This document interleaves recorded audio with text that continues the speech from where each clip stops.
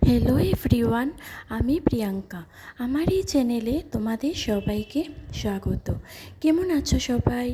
আশা করছি সবাই ভালো আছো, আর আমিও ভালো আছি তোমাদের আশীর্বাদ আর ভালোবাসায়। আজকে আমি আমার আরেকটা রেসিপি নিয়ে এসেছি, বাউশ মাছের পাতলা ঝোল আলু বেগুন দিয়ে। তো দেখে নাও কী করে আমি বাউশ মাছের পাতলা ঝোল আলু বেগুন দিয়ে বানিয়েছি। প্রথমে মাছগুলো ধুয়ে অল্প নুন হলুদ মাখিয়ে ফ্রাই করে নিয়েছি। আর এখানে বেগুন কেটে নিয়েছি, আর আলু কেটে নিয়েছি, আর সাথে একটা পেঁয়াজও কেটে নিয়েছি। তারপর কড়াইয়ের মধ্যে অল্প তেল দিয়ে মেথি ফোড়ন দিয়ে মেথিগুলো একটু ফুটে গেলে পেঁয়াজ কুচিগুলো দিয়ে দিয়েছি, যা আগে থেকে কেটে রেখেছিলাম।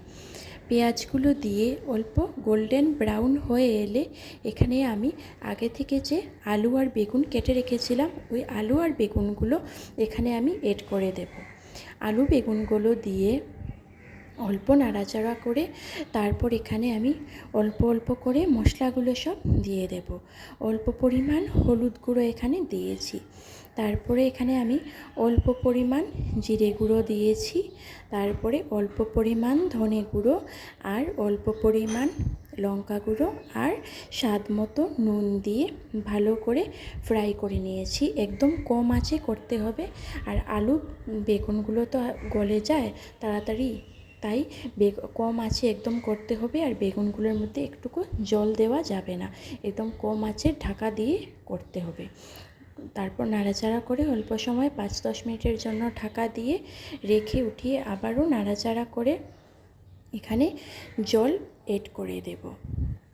বন্ধুরা, তোমাদের যদি আমার এই রেসিপিটা ভালো লেগে থাকে তাহলে লাইক, শেয়ার অ্যান্ড সাবস্ক্রাইব অবশ্যই করো, আর আমার পাশে থেকে আমাকে এগিয়ে যেতেও সাহায্য করো তোমরা। তারপর এখানে জল দিয়ে আরও 5-10 মিনিটের মতো ঢাকা দিয়ে রেখে দেব।